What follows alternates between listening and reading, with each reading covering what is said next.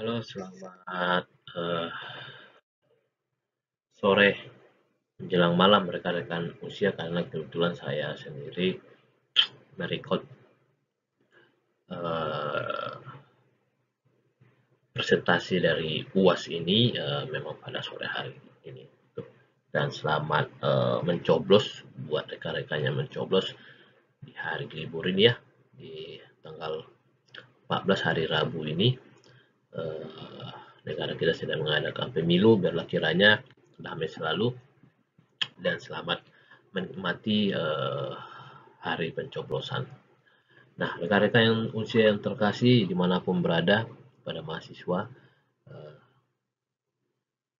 di sini saya coba untuk mempresentasikan hasil UAS yang diberikan oleh Bapak dosen mengenai makalah, sebenarnya membuat suatu makalah yang dimana mata kuliah tersebut adalah dasar keamanan komputer gitu. Nah, sebelum saya mulai, izinkan saya memperkenalkan diri saya secara singkat. Seperti biasa ya. Nama saya sendiri adalah Eri Doni Pasaribu. Mata kuliah saya ini yang ingin saya presentasikan ini adalah mata kuliah dasar keamanan komputer. Itu ada di kelasnya, kelas IT 301 ya, Prodi Informatika PJJ S1. Yang dimana sebenarnya saya mengambil S1 di Indonesia ini dari D3. Saya lulusan dari D3 untuk mengambil ijazah S1 di Indonesia seperti itu. Jadi melanjutkan gitu ya. Uh, Dasar keamanan komputer ini dipimpin langsung oleh Bapak dosen ya, Bapak dosen Ambros Magnus Rudolf Mekeng ya, STMT di Unsya. Nah, posisi saya sekarang ini memang sudah bekerja ya di salah satu perusahaan PT Mitra Integrasi Informatika, member of Metrodata sebagai product manager ya, sebagai IT gitu. Perusahaan saya ini bergerak di bidang konsultan ya, baik hardware maupun software maupun managed service. Kita semua di perusahaan saya ini menjalaninya, termasuk sekarang sudah masuk yang namanya AI ya. Itu sekarang kita juga sedang menjual produk AI tersebut gitu.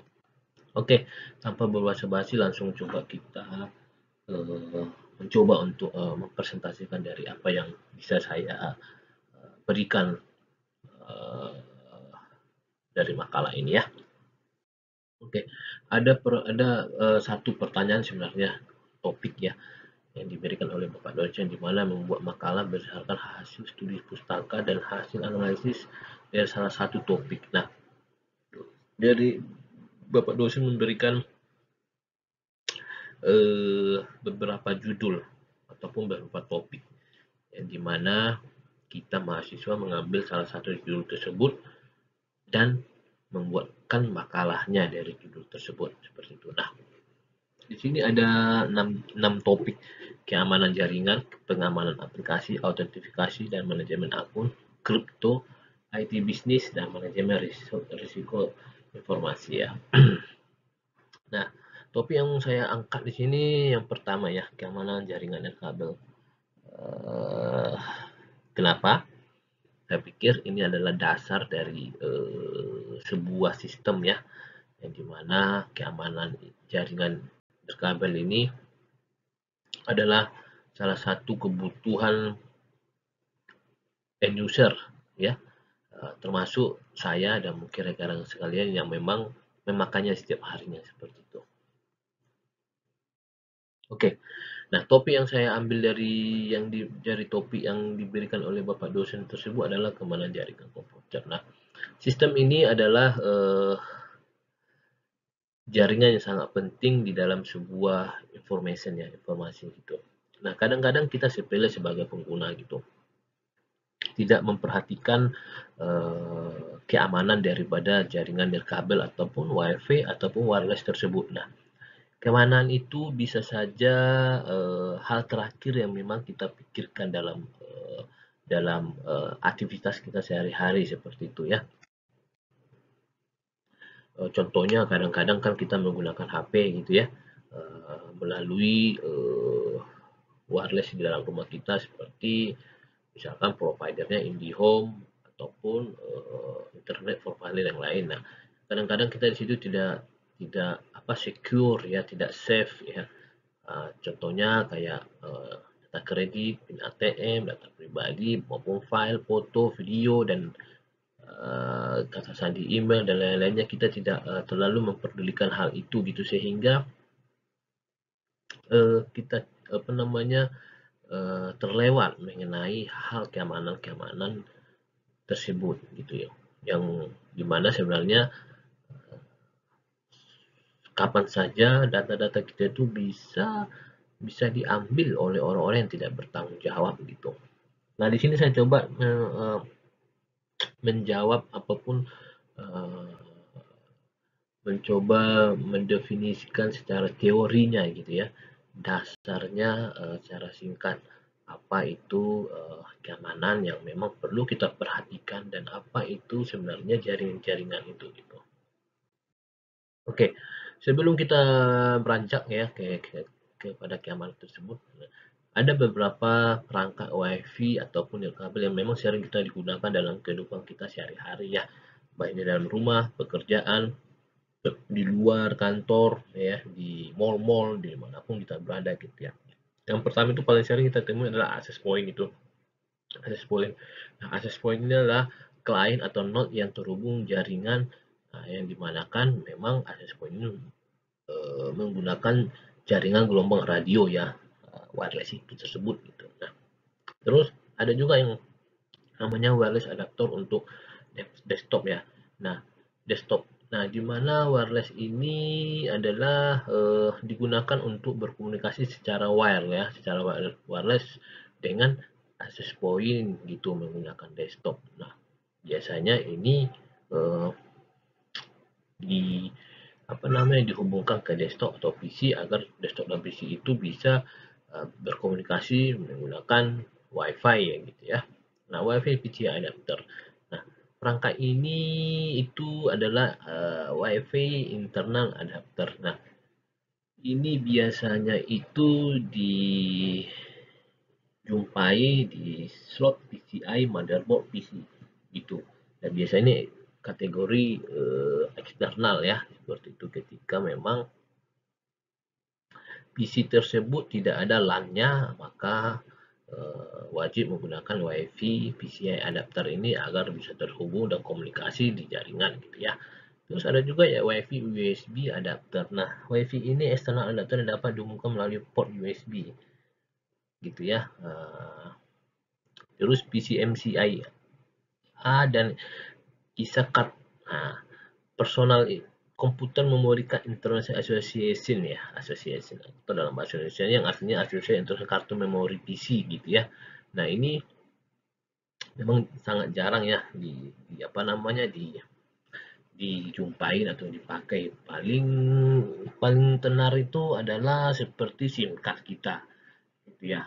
SIM card itu bagian dari PCMCI ini juga sih sebetulnya. Nah, terus yang terakhir itu ada yang wireless router ya.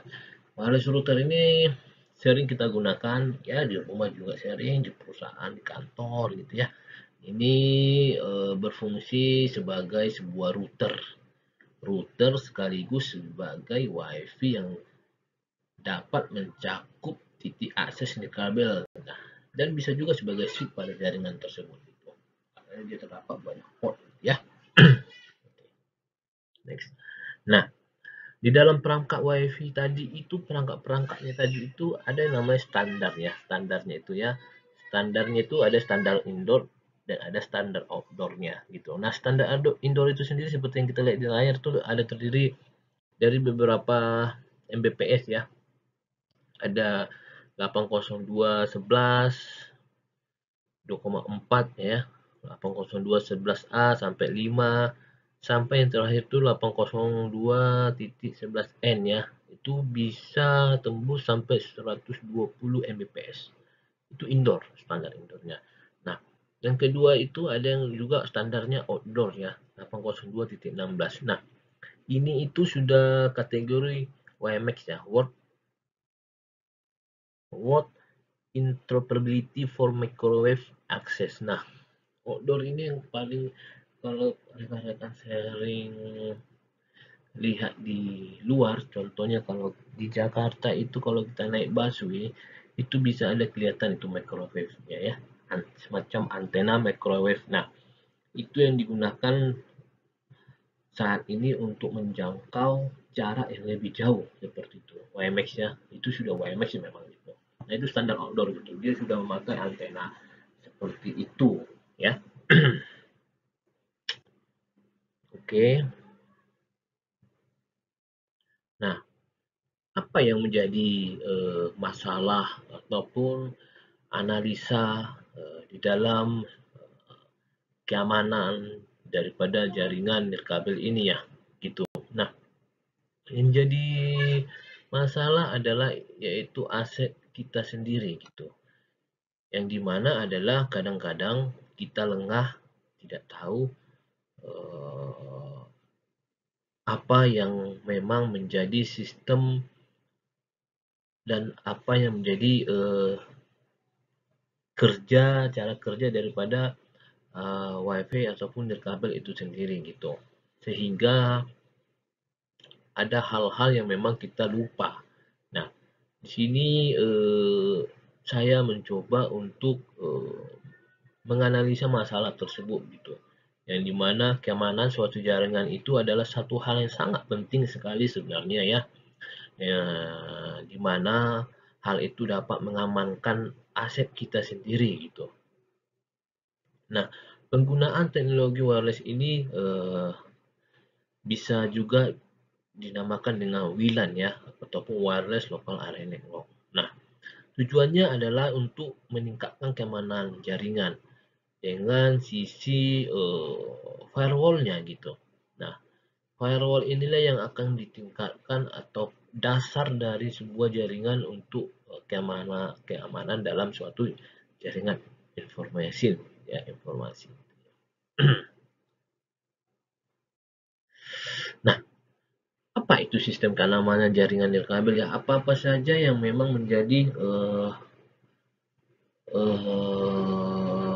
keamanan daripada jaringan nirkabel itu sendiri, WiFi, wireless ya, nirkabel, wireless, non kabel gitu ya.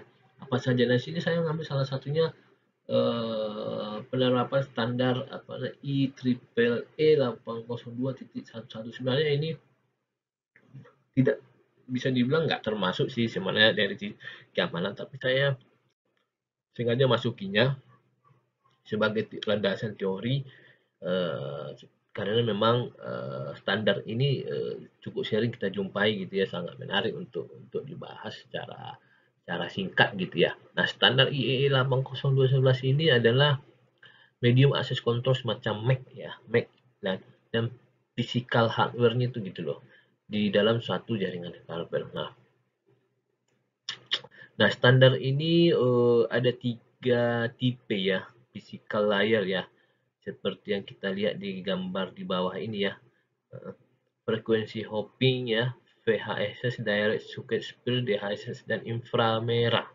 Nah, inframerah ini bisa dibilang sangat jarang dipakai ya, sangat jarang sekali dipakai karena memang jangkauannya sangat dekat, paling hanya beberapa meter. Mungkin nggak sampai 10 meter ya, harus dempet gitu 1 meter juga belum tentu juga gitu. Dan sangat jarang dipakai ya seperti itu. Nah, di sini bisa kita lihat ya standar-standar daripada 802 ini ya. Ada 11, 11A, 11B, 11G gitu ya. 54 GB, 11 Mbps gitu ya. Oke, apa saja yang masuk dalam sistem keamanan jaringan kabel itu lagi kriptografi. Sangat menarik memang kriptografi ini adalah sebuah seni ataupun ilmu yang dapat menyembunyikan sebuah informasi agar tidak mudah dibaca dan diperoleh oleh pihak-pihak yang tidak bertanggung jawab. Ya. Nah, umumnya kriptografi ini mempunyai beberapa komponen ya, seperti plaintext ya, yang pertama plaintext, yang kedua ciphertext, dan ketiga itu cipher dan kunci. Nah, kalau biasanya plaintext itu adalah pesan asli yang kita sampaikan ya. Nah, sementara ciphertext itu seperti pesan yang terenkrip yang ada key-nya. Contohnya seperti kalau kita membuka file PDF itu kita bisa encrypt atau kita bisa password. Nah, seperti itu ya. Yang ketiga itu cipher dan kunci. Nah, ini sebagai suatu algoritma yang digunakan membentuk sebuah pesan ya menjadi sebuah ciphertext. Nah, menjadi sebuah ciphertext sedangkan kunci adalah sekumpulan bit yang diperlukan untuk mengencrypt dan mendistribusikan data tersebut.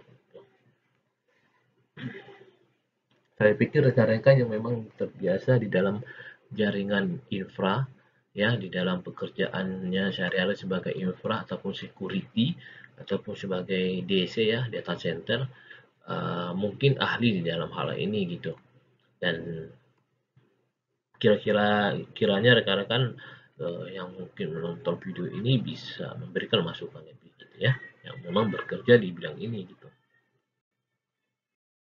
Terus yang keamanan yang lain adalah WEP, Wide Equivalent Privacy ya. Nah, ini itu dikenalkan tahun 97 ya, 97 sebagai jaringan yang enkripsi gitu. Nah, algoritma RC4 ini melakukan encrypt dan CRC32 untuk mengecek integritas dari pengenkripsian ini. Nah, WEP ini adalah salah satu pengenkripsian jaringan yang lumayan lemah sih sebenarnya ya. Dasar lah, masih dasar yang memang cukup banyak juga sih kelemahannya gitu. Nah, penggunaan WP ini digunakan pada jaringan AD, HOC yang dimana sesama komputer ya, sesama komputer gitu. Ya, contohnya seperti menggunakan password ya, gitu ya. Tapi kadang-kadang sepanjang apapun password, ya itu nggak berpengaruh juga gitu. Karena dia masih menggunakan WP ini gitu ya. Karena penyedap itu lebih kepada apa namanya itu lebih kepada proses yang terjadi pada jaringan tersebut ya nggak langsung kepada passwordnya ya. Terus ada yang namanya WPAF1 ya, WiFi Protect Access 1. Nah, ini adalah sistem yang dikembangkan dari WEP tadi tuh gitu. Turunannya ya apa tuh ya turunannya ataupun pengembangannya yang lebih baik gitu. Dari kelemahan yang EWP tadi itu telah dilengkapi dalam WPA satu ini gitu. Kelemahan-kelemahan yang terdapat di WEP itu nah, tidak ada lagi di WPA 1 ini gitu ya. Nah, yang dimana WPA 1 ini adalah 8 sampai 63 karakter encryptnya itu loh gitu ya. Nah, pada WPA 1 ini dikembangkan menggunakan TKIP gitu. Temporal Key Integrated Protocol ya. Nah, jika sandinya itu digunakan semakin pendek, maka akan semakin mudah dicepol. Jika dia sandinya lebih panjang, tingkat kesulitan dicebolnya juga akan sedikit di WPA 1 ini. Beda sekali ya dengan di WPA tadi. EAP EAP itu Extensible Authentication Protocol gitu ya. Nah, ini jenis autentikasi yang bersifat umum ya, umum pada jaringan nirkabel ya. Ini berfungsi sebagai apa namanya media autentikasi lah gitu ya. Nah, ada dua bagian dari EP ini namanya LIAP dan PEAP. Nah, LEAP itu Lightweight Extensible Authentication Protocol. Nah, ini digunakan WEP dan dilakukan minimasi terhadap WP original sehingga kelemahan-kelemahan yang ada di WP itu bisa tertutupi gitu ya. Bisa tertutupi dan juga digunakan suatu sistem pengaturan kunci yang lebih terstruktur tentunya. Nah, PEAP Protect Extensible Authentication Protocol ini mengirimkan informasi antogen secara aman, termasuk kata sandi ataupun password ya, pada jaringan lain maupun jaringan nirkabel. Nah, ini biasanya itu paling sering memang dikembangkan oleh Cisco, Microsoft sampai RSA Security. RSA Security ini semacam apa ya? Semacam key ya, key itu key itu nah biasanya RSA Security yang pin ya, pin key apa berupa pin key itu biasanya RSA Security yang bisa mengeluarkan itu yang lebih teraman gitu ya. Oke, Terus apa saja lagi yang masuk kepada sistem keamanan itu apa WPA 2 ya, Wi-Fi Protect Access 2 ya. Ini dilakukan terhadap kelemahan yang ada pada WPA 1. WPA 1 ada juga WPA 2 yang dimana pembaharuannya gitu ya. Yang dimana WPA 2 tentu lebih kuat dalam menjaga keamanan dan tidak mudah disadap gitu. Nah, di WPA 2 ini diaktifkan opsi opsi ter, ter opsi enkripsinya terkuatnya gitu ya. Nah, jadi siapapun yang berada di dalam jangkauan WPA 2 ini dia sistemnya lebih baik tentunya. Dalam sistem keamanannya lebih baik itu dan bisa dimonitor ya lalu lintas jaringannya, tetapi lalu lintas jaringan tersebut diacak gitu dan standar enkripsinya paling paling baik lah tentunya dari WPA 1 ataupun WPA gitu. Nah, token enkripsi. Nah, tadi seperti tadi ini token enkripsi ini bisa dikembangkan itu biasanya mengeluarkan tuh RSA ya. RSA yang tadi itu ya, RSA security gitu. Nah, token ini salah satu jenis enkripsi yang sangat kuat keamanannya ya, saya akui. Dan ini biasanya itu penggabungan antara perangkat lunak dan perangkat keras ya, atau dalam kartu gitu ya.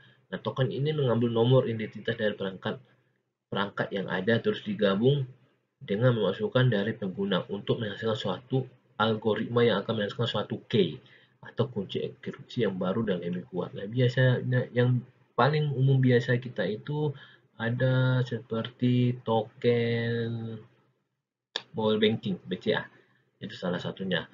Terus kalau teman-teman pernah bekerja di bagian sekuritas, di bagian data centernya itu ada juga itu token gitu ya di dalam sekuritas untuk memasukkan key ataupun login ke data centernya gitu. Terus ada juga RF shielding ya dalam satu keamanan itu. Nah, ini itu adalah upaya untuk menahan suatu sinyal agar tidak keluar dari jalur yang seharusnya gitu ya. Nah, hal ini memang penting. Tujuannya adalah agar sebagai perisai bisa juga disebut sebagai firewall ya. Maka keamanan dari jaringan kabel tersebut bisa lebih kuat dan aman. Nah, ini dapat terjadi karena adanya firewall yang memutus sinyal tersebut, maka akan lebih sulit ya bagi penyadap ataupun orang-orang yang tidak bertanggung jawab untuk mengambil sinyal itu dari luar yang bisa kita kendalikan gitu. Nah, biasanya itu RF shielding ini terdapat door tentunya ya gitu. Nah, dalam bahasa terminologinya itu bisa namanya perisai frekuensi radio. Dalam bahasa Inggrisnya ya radio frekuensi shielding ya. Hardware perangkat keras ya, kategorinya itu perangkat keras dan hardware gitu. Nah, biasanya itu ini sering dipakai di jaringan-jaringan GSM ya, GSM microwave yang jaringan seluler gitu ya, wireless atau jaringan kabel.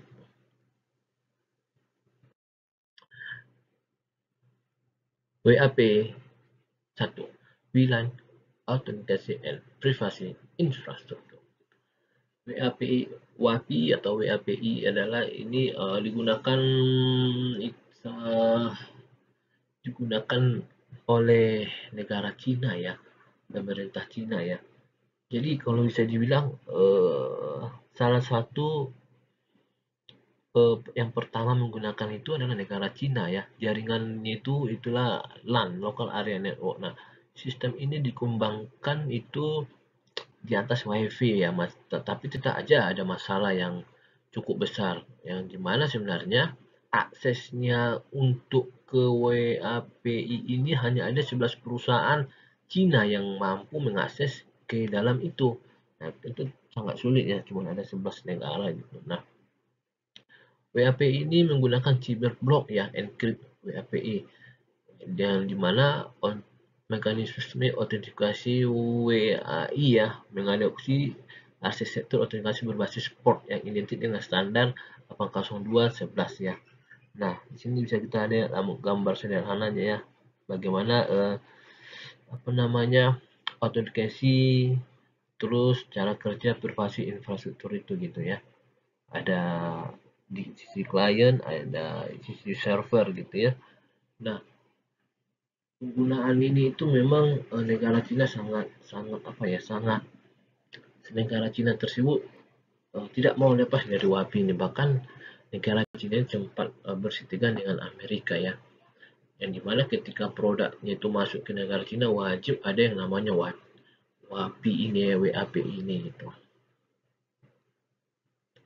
Eh, itu yang terakhir yang bisa saya sampaikan secara singkat dari teori-teori yang apa-apa saja yang bisa menjadi blok dasar ataupun firewall dasar ataupun hal-hal yang memang bisa menjadi keamanan daripada jaringan kita tersebut gitu. Nah, kesimpulan yang bisa saya ambil dari sini itu adalah pada saat sekarang ini memang dibutuhkan adanya fleksibilitas ya, sehingga perusahaan-perusahaan IT itu dapat mengembangkan berbagai jenis teknologi untuk mendukung kebutuhan end user atau pengguna itu sehari-hari gitu, khususnya dalam jaringan nirkabel. Nah,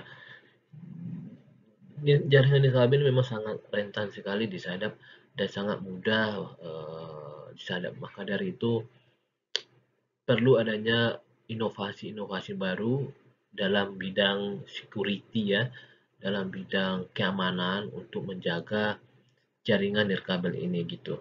Nah, masalah yang sering terjadi adalah bagaimana merestriksi terhadap siapa saja yang masuk ke jaringan tersebut dan siapa saja yang boleh terhubung ke jaringan tersebut dan terhadap siapa saja jaringan tersebut boleh kita hubungkan ya di dalam wireless ataupun jaringan nirkabel itu. Nah, dari masalah-masalah yang tadi kita bahas itu adalah uh, perlu pengembangan ya, perlu pengembangan suatu jaringan yang sangat bersifat encrypt ya, yang dimana memang mungkin uh, kita perlu yang namanya key ataupun kata sandi dalam suatu jaringan agar lebih terencrypt ataupun terjaga sistem keamanan itu. Nah, rekan-rekan mungkin yang memang sudah bekerja ataupun teman-teman mahasiswa yang memang sudah bekerja di perusahaan-perusahaan IT ataupun konsultan seperti saya ini memang pasti memahami akan hal itu dan eh, sangat penting ya di zaman sekarang ini. Tentu security itu, infrastruktur itu sangat diutamakan sekali dalam suatu pekerjaan perusahaan itu sendiri gitu. Uh, Kurang lebihnya itu yang bisa saya sampaikan di dalam presentasi makalah ini. Sebelumnya saya juga mohon maaf kepada Bapak dosen. Ya, ada pun kekurangan-kekurangan dalam presentasi ini, pengerjaan soal UAS di mata kuliah ini kiranya ke depan bisa lebih baik lagi. Kepada rekan-rekan mahasiswa dimanapun berada, tetap semangat dalam pengerjaan UAS-nya, dan rekan-rekan yang memang sama dengan posisi saya sudah bekerja, tetap semangat bekerja. Orang-orang yang memang bekerja sambil kuliah itu saya pikir adalah orang-orang yang hebat, yang bisa memberikan waktu, yang masih bisa memberikan waktunya di dalam pengerjaan UAS ini. Begitu yang bisa saya sampaikan kepada Bapak dosen. Terima kasih, kiranya sehat selalu dimanapun berada.